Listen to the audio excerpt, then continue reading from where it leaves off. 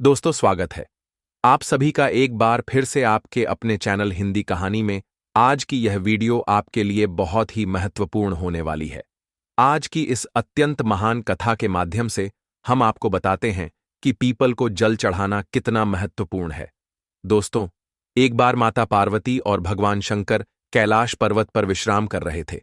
फिर माता पार्वती के मन एक विचित्र सवाल आता है।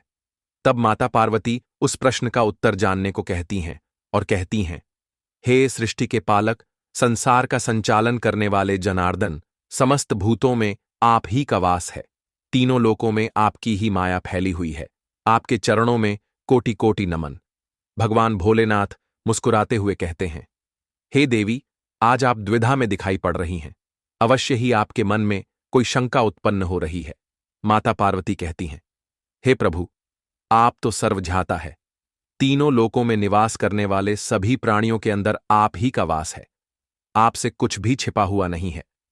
प्रभु, मैं आज मेरे मन में जो सवाल है, यह भी आप भली भांति जानते हैं, और यह भी जानते हैं कि मैं किस कारण से चिंतित हूं। भगवान भोलेनाथ कहते हैं, हे देवी, मैं जानता हूं कि आप चिंता में क्यों हैं, और आपकी इस अवस्था को मैं समझता हूं। आज आप जिस शंका को दूर करने के लिए चिंतित हैं, वह समस्त मानव जाति के कल्याण के लिए ही है। इसीलिए आप निसंकोच होकर पूछिए। फिर माता पार्वती कहने लगती हैं, हे प्रभु, मैंने आज कुछ मनुष्यों को पीपल का वृक्ष तोड़ते हुए देखा है। वह वृक्ष बहुत पीड़ा में था, और मनुष्य बिना सोचे समझे ही पीपल के वृक्ष को तोड़ रहे थे। हे प्रभु, पीपल में तो आप ही का वास है।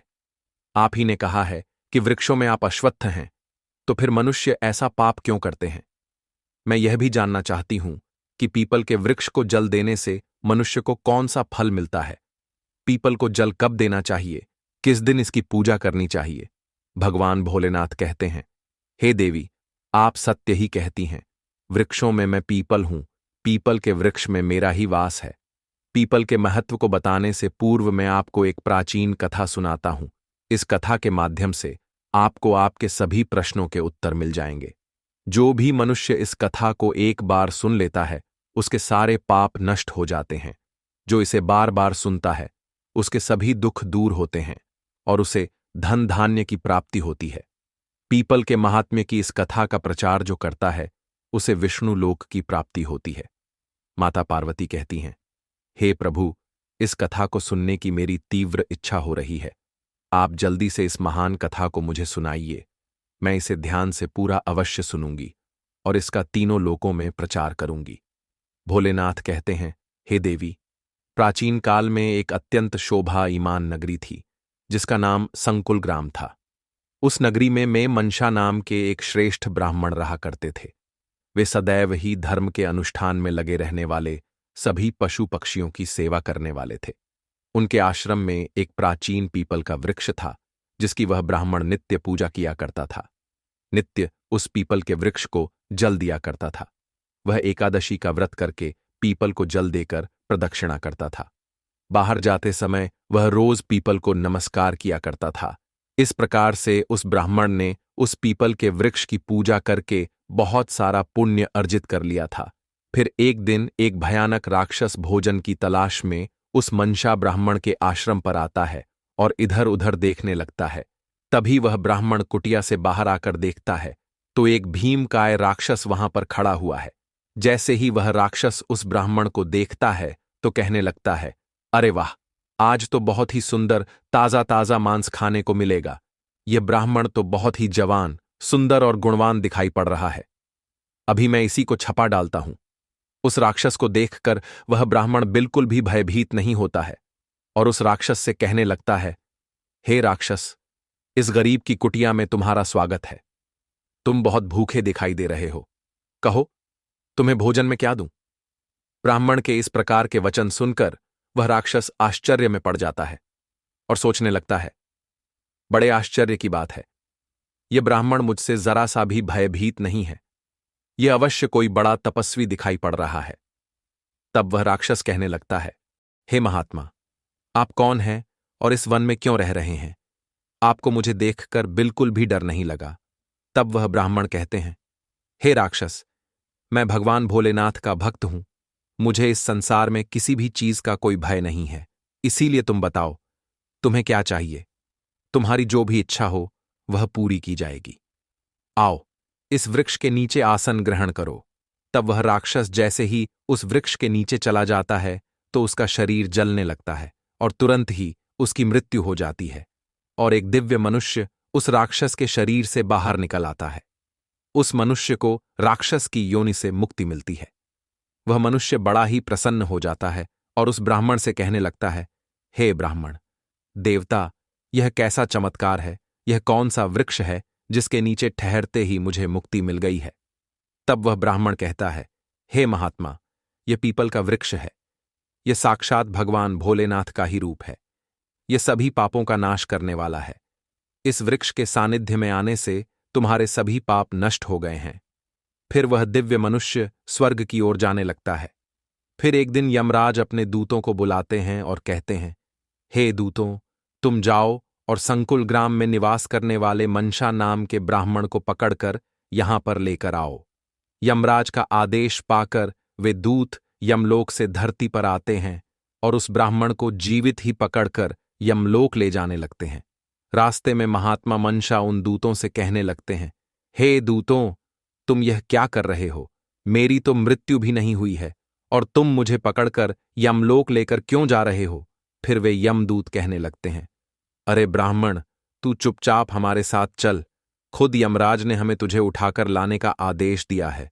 पता नहीं तूने ऐसा कौन सा भयंकर अपराध किया है। हम भी जानना चाहते हैं कि तूने कौन सा पाप किया है। फिर वह ब्राह्मण शांत रहकर उन यमदूतों के साथ यमलोक जाने लगता है। यम के दूतों को भी बड़ा आश्चर्य होता है। यह ब्राह्मण ना तो विलाप कर रहा है और ना ही दुखी हो रहा है। हम जिन भी प्राणियों को उठाकर लाते हैं वे तो जोर जोर से विलाप करते हैं।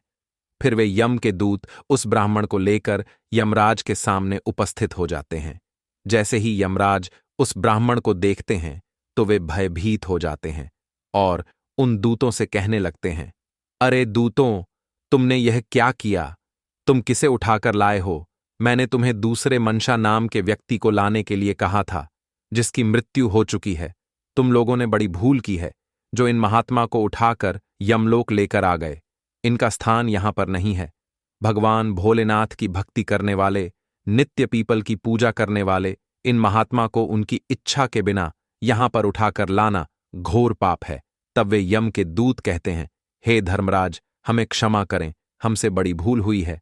फिर वे यम के दूत उस ब्राह्मण से क्षमा मांगते हैं और वह ब्राह्मण भी उन्हें क्षमा कर देते हैं। यमराज उस ब्राह्मण से कहते हैं, हे ब्राह्मण देवता, आपकी पत्नी तथा पुत्र आदि बहुत दुखी और व्याकुल होकर रो रहे हैं। कृपया आप वापस अपने घर चले जाइए। अपने दूतों की भूल के लिए मैं आपसे क्षमा मांगता हूं। कृपया आप अपने घर को लौट जाइए। फिर वह ब्राह्मण कहता है, हे धर्मराज, आपको प्रणाम है। इन दूतों से जो भूल हुई है उसके लिए तो मैं उनका आभारी हूं। उनकी भूल के कारण मुझे जीवित रहते हुए आपके दर्शन करने का सौभाग्य प्राप्त हुआ है। ऐसा सौभाग्य बार बार किसे मिलता है? हे धर्मराज, मेरी आपसे एक विनती है। मैं संपूर्ण नरकों का दर्शन करना चाहता हूं जहां पर पापी मनुष्य को कष्ट भोगने पड़ते हैं। ब्राह्मण की बात सुनकर यमराज प्रसन्न हो जाते हैं और कहते हैं, हे ब्राह्मण देवता, ठीक है, अगर आपकी यही इच्छा है तो मैं आपकी इच्छा को अवश्य पूर्ण करता हूं। फिर यमराज उस ब्राह्मण को समस्त नरकों का दर्शन कराने के लिए ले जाते हैं। उस मनशा ब्राह्मण ने देखा कि पापी जीव नरक में पड़कर कष्ट भोग रहे हैं। कोई शूली पर चढ़े हैं, कुछ प्राणियों को हिंस पशु खा रहे हैं, कोई तपियेफ कर रहे हैं, कुछ पापियों को कीड़े खा रहे हैं, तो कुछ पापियों को उबलते हुए तेल के घड़े में पकाया जा रहा है। कुछ पापियों को यम के भयंकर दूत पीड़ा दे रहे हैं, अस्त्रों से उन पर प्रहार कर रहे हैं। कुछ पापी जमाने वाले अत्यंत शीत नरक में पीड़ा सहन कर रहे हैं, तो कुछ जलती हुई भयंकर अग्नि में गिरकर जोर जोर से विलाप कर रहे हैं। उन आत्माओं को दुख और यातनाएं भोगते हुए देखकर उस मनशा ब्राह्मण को बड़ा दुख हुआ। वे उन कष्ट भोग रहे प्राणियों को कहने लगे, क्या आप लोगों ने पृथ्वी पर रहकर कोई भी पुण्य का काम नहीं किया, जिससे आप सभी को यहां नरक में आकर कष्ट भोगने पड़ रहे हैं? नरक में सजा भोग रहे उन प्राणियों ने कहा, हे विप्र, वह हम पापियों ने पृथ्वी पर कोई पुण्य नहीं किया था, इसी कारण से नरक में गिरकर सजा भुगत रहे हैं। हमने पराई स्त्रियों से संबंध बनाए, दूसरों के घर में चोरी की है, निष्पाप पशुओं की हत्या की है, दूसरों पर झूठे आरोप लगाए हैं, अतिथियों का अनादर किया है, व्यभिचार किया है। ऐसे अनेक पापों के कारण हम सभी नरक की अग्नि में दग्ध हो रहे हैं। हमने प्यासी गायों की बावली को तोड़ा है, दान धर्म करने वाले लोगों को लूटा है। हमने कभी व्रत अनुष्ठान नहीं किए, अपनी स्त्रियों का त्याग कर दिया। हमने अपने मित्रों के साथ दगा किया है तथा झूठी गवाही देकर अनेक निष्पाप लोगों को फंसाया है। इन सभी घोर पापों के कारण हम नरक की सजा भुगत रहे हैं। फिर उस ब्राह्मण ने कहा, क्या आप लोगों ने कभी भगवान भोलेनाथ का एक बार भी पूजन नहीं किया? इसी कारण से आप लोगों की ऐसी भयानक दशा हो गई है। जो मनुष्य पृथ्वी लोक पर रहकर भगवान भोलेनाथ का पूजन करता है, उसकी ऐसी दुर्गति कभी नहीं होती है, उन्हें मोक्ष मिल जाता है। आप लोगों ने कभी श्री भोलेनाथ के चरणों में मस्तक नहीं झुकाया, इसी से आपको नरक की प्राप्ति हुई है। आप लोगों ने कभी पीपल को जल नहीं चढ़ाया, पीपल को जल चढ़ाने से जन्म जन्मों के पाप नष्ट होते हैं। फिर वे नारकीय जीव कहने लगते हैं, हे ब्राह्मण देवता, हमारा अंतकर्ण अपवित्र है, हम अपने पापों से भयंकर दुख भोग रहे हैं। नरक की अग्नि से हमारा शरीर जल रहा था, किंतु जो हवा आपके शरीर को छूकर हमारी ओर बह रही है, वह हवा हमें आनंद प्रदान कर रही है। हमारे कष्ट कम हो गए हैं, नरक की अग्नि से हमें कष्ट नहीं हो रहा है। हे धर्मात्मा, कृपया आप कुछ देर तक यहां पर ठहरे रहो, जिससे हम लोगों को कुछ क्षणों के लिए सुख मिल सके। हम अनेक वर्षों से निरंतर कष्ट भोग रहे हैं, हमारा अंग अंग जल रहा था। हे ब्राह्मण देवता, आपके दर्शन करने से ही हमें संतोष हो रहा है, कृपया आप हम पापियों पर थोड़ी दया कीजिए। फिर यमराज कहते हैं, हे धर्मात्मा, अब आपने नरक देख लिया है, अब आप अपने घर को लौट जाइए। आपकी पत्नी शोक में डूबकर रो रही है। वह ब्राह्मण बोलता है, हे धर्मराज, इन प्राणियों को दुख में देखकर मैं कैसे चला जाऊं? इनकी दुख भरी आवाज कानों में पड़ती है तो मुझे बहुत दुख हो रहा है। आपके यमदूतों के द्वारा मार खाकर अग्नि की ज्वाला हों, में गिरे हुए इन नारकीय जीवों की यह दयनीय पुकार सुनिए। इन जीवों के मुख से निकली हुई ध्वनि मुझे सुनाई दे रही है। हाय, मुझे बचाओ, मेरी रक्षा करो। मैं समस्त भूतों के विराजित भगवान भोलेनाथ की आराधना करता हूं। यदि मैं इन दुखी प्राणियों को दुर्लक्ष्य कर दूं तो मेरा जीवन व्यर्थ हो जाएगा। यमराज कहने लगते हैं, हे ब्राह्मण श्रेष्ठ, आपको इन पापियों की चिंता नहीं करनी चाहिए। यह सभी अपने कर्मों का फल भुगत रहे हैं। ईश्वर ने ही इनके लिए इस दंड का प्रावधान किया है, ताकि इनकी आत्मा की शुद्धि हो सके। आप इनके लिए कुछ भी नहीं कर सकते। इन्हें नरक की सजा भुगतनी ही पड़ती है। लेकिन फिर भी वह ब्राह्मण नहीं माना और उसने उन नारकीय जीवों को मुक्ति दिलाने के लिए भगवान भोलेनाथ से प्रार्थना करना शुरू कर दिया। वह ब्राह्मण भगवान भोलेनाथ से प्रार्थना करते हुए कहने लगा, हे प्रभु, मैंने सच्चे मन से आपकी आराधना की है, हर क्षण आप ही के नाम का जाप किया है। मैंने अपना संपूर्ण जीवन केवल आपकी भक्ति में ही समर्पित किया है। मैं अपना सारा पुण्य इन पापी आत्माओं को दे देता हूं। आप इन्हें कष्ट से मुक्त कीजिए, इन्हें नरक की यातना से मुक्त कीजिए। हे भोलेनाथ, यहां इस नरक में पड़े हुए यातना हो को भोग रहे जीवों की रक्षा कीजिए। मनशा ब्राह्मण के द्वारा इतना कहते ही उस नरक के जीवों को तुरंत कष्ट से मुक्ति मिल गई और सभी नरक को छोड़कर स्वर्ग में जाने लगे। सभी नरक के जीव कहने लगे, हे ब्राह्मण, आपकी सदा जय हो, आपकी कृपा से हम पापियों को मुक्ति मिली है।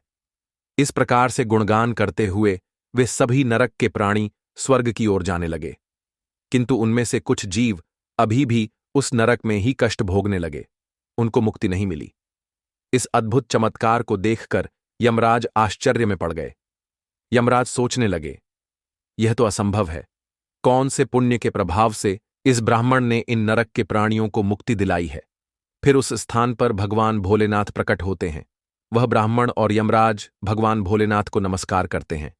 यमराज भगवान भोलेनाथ से पूछने लगते हैं, हे प्रभु, इस ब्राह्मण ने ऐसा कौन सा पुण्य किया है जो एक ही बार में इसने इतने सारे नरक के प्राणियों को मुक्ति दिलाई है, और किस पाप के कारण यह नरक के जीव अभी भी सजा भुगत रहे हैं? तब भगवान भोलेनाथ कहते हैं, हे धर्मराज, इस ब्राह्मण ने पीपल के वृक्ष को नित्य जल दिया है, उस वृक्ष का पूजन किया है, इसी कारण से यह इतना बड़ा पुण्यात्मा बन गया है कि इसमें नरक के जीवों को मुक्ति दिलाने का सामर्थ्य आ गया है। यह जो अन्य जीव अभी भी नरक में कष्ट भोग रहे हैं, इन मनुष्यों ने अपने पूर्व जन्म में पीपल के वृक्ष तोड़े हैं, इसी कारण से इनकी मुक्ति नहीं हो पाई है। जो मनुष्य पीपल को केवल जल देता है, वह कभी नरक में नहीं जाता है। उसके अंदर इतना सामर्थ्य आ जाता है कि वह अन्य पापी जनों के पाप भी नष्ट कर डालता है। उसके सानिध्य में आने वाले घोर पापी भी पाप से मुक्त हो जाते हैं। इतना कहकर भगवान भोलेनाथ उस स्थान से अंतर्ध्यान हो जाते हैं। फिर यमराज उस ब्राह्मण को वरदान देते हुए कहते हैं, हे महात्मा, आप धन्य हो, आप पृथ्वी पर सदा निवास करो, आपको मुझसे कोई भय नहीं होगा। जो भी मनुष्य आपके सानिध्य में रहेगा, उसे भी कभी नरक की प्राप्ति नहीं होगी, उनकी कभी अकाल मृत्यु नहीं होगी। इस प्रकार से यमराज ने उस मनशा ब्राह्मण को वरदान दिया।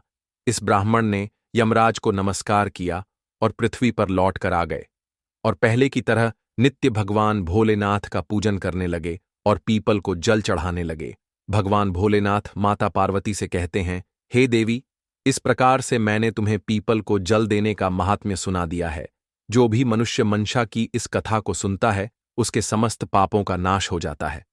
तो दोस्तों, इस प्रकार से भगवान भोलेनाथ ने पीपल को जल देने का महत्व माता पार्वती को सुनाया है। आप भी पीपल को जल अवश्य दें। शनिवार को पीपल के नीचे सरसों के तेल का दीपक अपने पितरों के लिए अवश्य जलाएं। प्रत्येक एकादशी के दिन पीपल को जल देकर उसकी प्रदक्षिणा करें। आपके समस्त दुख कष्ट समाप्त होंगे।